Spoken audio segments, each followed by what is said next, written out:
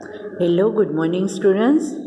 ये last video में मैंने आपको ये क्वेश्चन तक आपको समझा दिया है। अभी इसकी पीडीएफ भी मैं आपको भेज रही हूँ। चलिए अभी ये शब्दों की दुनिया इसके आगे पढ़ते हैं। अशुद्ध वाक्य है, उसको शुद्ध करके लिखना है। यह मेरा बहन है, क्योंकि बहन है वो फेमिनाइन वर्ड से मतलब स्त्रीलिंग है, इसलिए यह मेरा बहन नहीं, यह मेरी बहन है। सारे खिलौने मेरा है। एक खिलौना हो तो मेरा है, पर एक से ज़्यादा खिलौने हो तो वो प्लूरल हो जाता है, बहुवचन हो जाता है। इसलिए हमें ऐसे लिखना है, सारे खिलौने मेरे हैं। हम इस त्यौहार को धूमधाम से मनाया नहीं, हमने इस त्यौहार को धूमधाम से मनाया।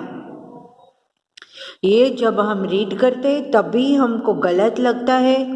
हमारा पूरा परिवार इकट्ठी हुई थी। परिवार मतलब इकट्ठा होता है, मैस्कुलाइन होता है, इकट्ठी नहीं होती है। हमारा पूरा परिवार इकट्ठा हुआ था। ईदगाह में सभी ने नमाज पढ़ा। नमाज वो मैस्कुलाइन नहीं है, वो फेमिनाइन है। नमाज पढ़ी होता है, इसलिए हम इसको ऐसे लिखेंगे कि ईदगाह में सभी ने नमाज पढ़ी। दिए गए निरर्थक शब्दों का सार्थक शब्दों से मिलान करिए। ये देखिए, वारपरी ये निरर्थक शब्द है, इसको सही तरीके से ऐसे परिवार है इसके साथ हमें मैच करना है। जमास नहीं, उसका ये उल्टा पुल्टा हो गया है, ये समाज है। दी ईद नहीं होता ईदी, गाह ईद नहीं ईदगाह। ये इस तरह मैच करके आपको टेक्स्ट बुक में भी मैच करना है। ये सब एक्सरसाइज आपको टेक्स्ट बुक में भी लिखनी है और CW में भी।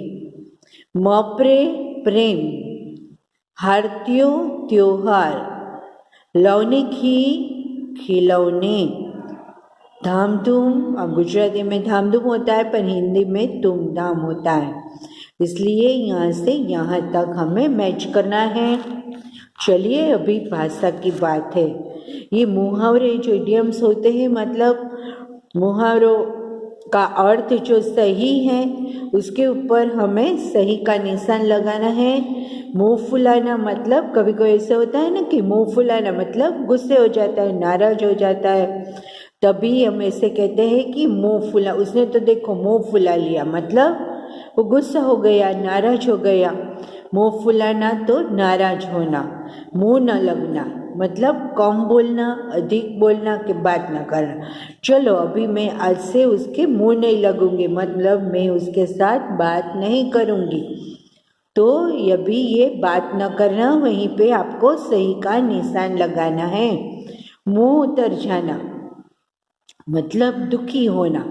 खुश होना और रोने लगना भी नहीं है। मुँह उतर जाना मतलब कभी कोई बात से हमें दुख लग जाता है तो हम कैसा हमारा मुँह उतर जाता है, तो वो मुँह उतर जाना का मुहावरे का अर्थ है दुखी होना। चलिए बेटा अभी पेज को पलटते हैं और आगे समझते हैं।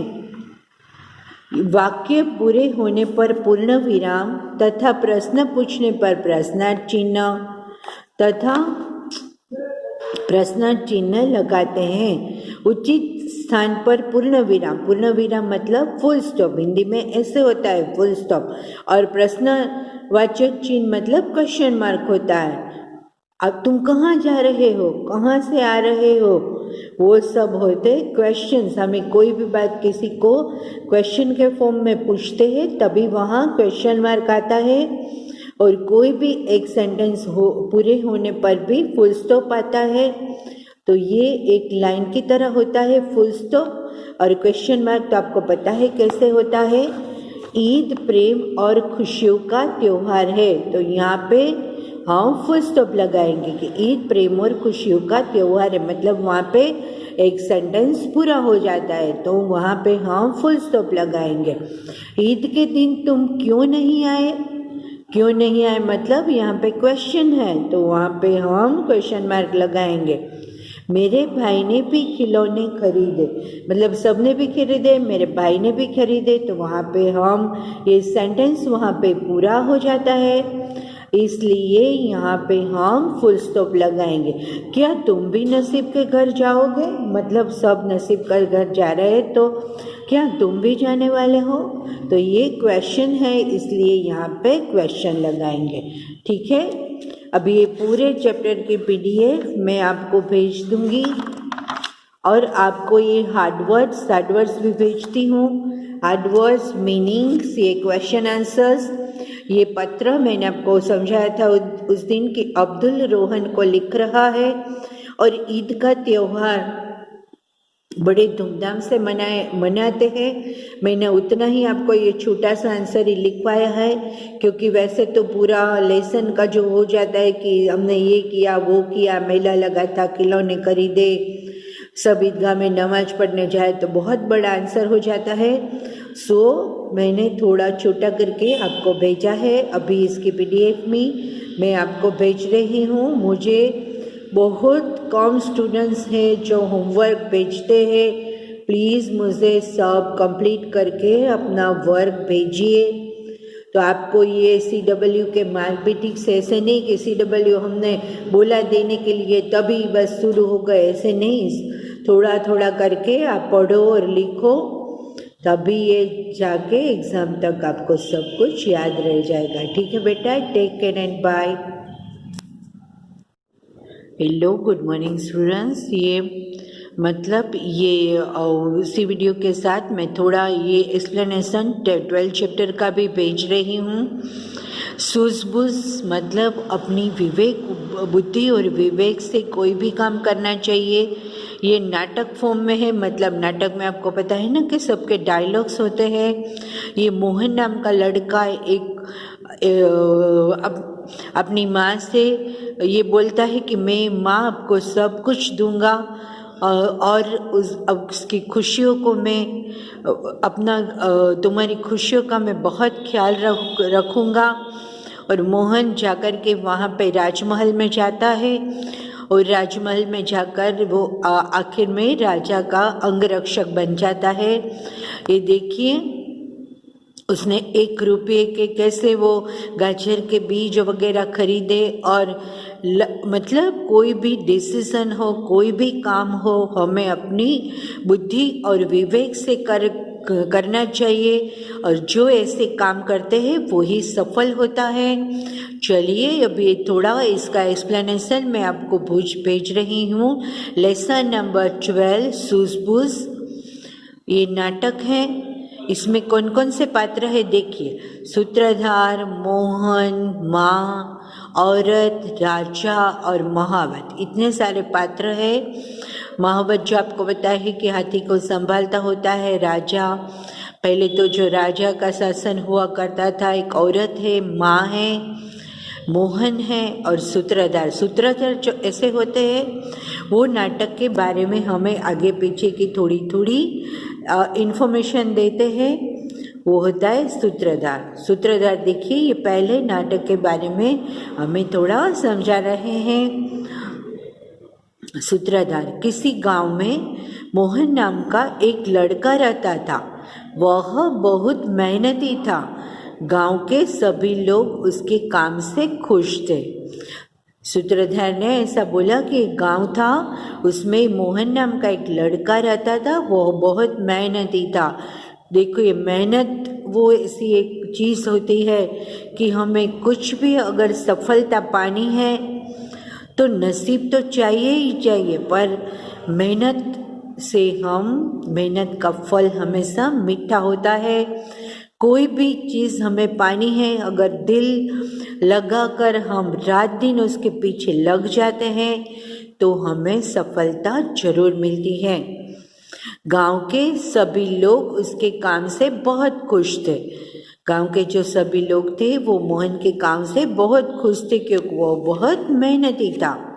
मोहन, माँ, मुझे राजा से मिलने जाना चाहिए, वे मुझे नौकरी पर रख ले तो हमारे दिन फिर जाएंगे। मोहन इसकी माँ को कहता है कि माँ, मुझे वो राजा से मिलने जाना चाहिए। अगर वो मुझे नौकरी पर रख देते हैं तो फिर हमारे दिन है वो फिर जाएंगे, मतलब हमारे नसीब है वो बदल जाएंगे। अगर हमें कुछ ज़्यादा पैसे मिलेंगे तो हम हमारी ज़िंदगी अच्छे से जी पाएंगे। माँ, हाँ तुम मेहनती हो, तुम्हारी मेहनत की कदर राजा अवश्य करेंगे, पर राजा का महल तो बहुत दूर है। माँ ने उसको बोला, माँ ही एक ऐसी पर्सन होती है, आपको पता है कि बच्चे को ठीक से समझती है। माँ ने उससे बोला कि हाँ तुम मेहनती हो, अगर तुम वहाँ पे गए तो राजा तुम्हारे मेहनत की कदर है अवश्य करेंगे, पर महल तो बहुत दूर है, तुम कैसे वहाँ जाओगे? मोहन, मैं कठिन से कठिन रास्ता पार कर लूँगा माँ, रास्ते में लोगों के काम करते हुए जाऊँगा। देखिए इसने क्या बोला कि कठिन से कठिन काम भी मैं रास्ता पार कर लूँगा, कठिन काम भी मैं आराम से, मतलब रास्ता पार कर लूँगा। कोई भी मुश्किल काम इसको मैं करते करते उसे आसान बना दूँगा। और रास्ते में अगर मुझे किसी ने कुछ भी काम बोला तो मैं उसको मदद करूँगा। देखो ऐसे ही व्यवहार हमेशा होना चाहिए कि अगर किसी ने कुछ काम बताया, ऐसा कुछ किया तो हमें उनको मदद करनी चाहिए। ये देखिए ये पहला दृश्य है वो खत्म हो जाता है। मोहन अपनी माँ से कहता है कि मुझे राजा के पास काम के लिए जाना है, अगर मैं जाऊँगा तो हमारे जो दिन है वो फिर जाएंगे, मतलब हम अच्छी जिंदगी, अगर मुझे काम मिला तो हम जी पाएंगे। माँ उससे बोलती है कि महल तो बहुत दूर है तो तू कैसे जाएगा, पर मोहन का जो कॉन्फिडेंस होता है, उसका विश्वास होता है कि माँ मैं जरूर जाऊँगा, कोई भी मुश्किल काम हो तो मैं करूँगा, और रास्ते में अगर किसी ने मुझे कुछ बताया तो मैं वो भी करते हुए जाऊँगा। ये दूसरा दृश्य है सूत्रधार। चलते चलते मोहन राजधानी पहुंचा। वह बहुत थक गया था और उसे प्यास भी लगी थी। तभी उसकी निगाह एक औरत पर पड़ी जिसके सिर पर पानी का घड़ा था। तभी देखिए पहले दृश्य में जैसे सूत्रधार ने बताया था उसी तरह ये दूसरे दृश्य के बारे में भी सूत्रधार ने बताया है कि जब मोहन राजधानी पे पहुंचता है तो बहुत थक जाता है। मतलब पहले तो ऐसे ट्रांसपोर्टेशन की यूं ऐसे चालू हो गए, स्कूटर लेकर चले गए, ट्रक बस ऐसे नहीं होता होगा शायद, तो वो तो बहुत थक गया था, चल के ऐसे गया होगा, तो उसको बहुत प्यास लगी थी। तभी उसकी नज़र एक औरत पर पड़ी जिसके सिर पर पानी का घड़ा था। अभी दूसरे दृश्य तक मैं आपको करा देती हूँ, फिर तीसरे दृश्य से मैं अभी इसका जो एक्सप्लेनेशन है वो दूसरे वीडियो में भेजूँगी आपको। मोहन औरत से, जब भी मोहन ने देखा कि एक औरत है वो पानी का घड़ा अपने सिर के ऊपर लाकर रखा है, तो वह मोहन उसे बोलता है कि अम्मा मुझे थोड़ा सा पानी पिला दीजिए, बड़ी प्यास लगी है। औरत पानी पिलाते हुए, बेटा तुम कौन हो और कहाँ से आए हो?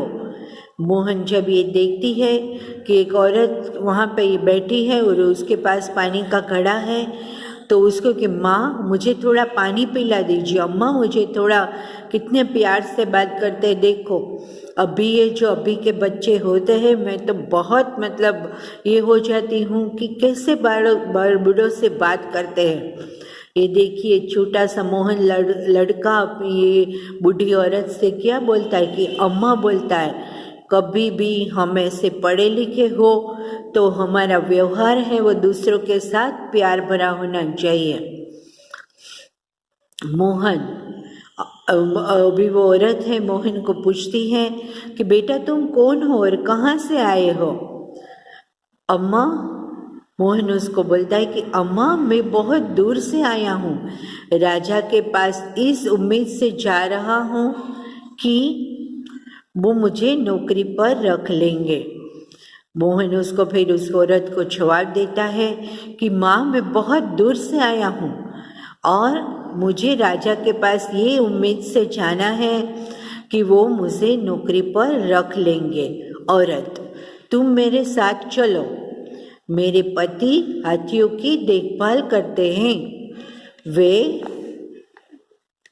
तुम्हें राजा के यहाँ नौकरी पर अवश्य दिला देंगे। तुम राजा के यहाँ नौकरी के लिए आए हो तो तुम एक काम करो, मेरे साथ आओ और मेरे पति है वो हाथियों की देखभाल, जो मावत होते हैं, अभी मैंने आपको बताया ना कि हाथियों को देखभाल करते हैं, तो उसने बोला कि तुम मेरे साथ चलो और मेरे पति जो हाथियों की देखभाल करते हैं वो तुम्हें राजा के यहाँ छोटा मोटा काम जरूर दिला देंगे। तो बस यहाँ दूसरे दृश्य तक हम पढ़ते हैं और तीसरे दृश्य से मैं इसका एक्सप्लेनेशन आपको नेक्स्ट वीडियो में भेजूंगी। ठीक है, टेक केयर एंड बाय।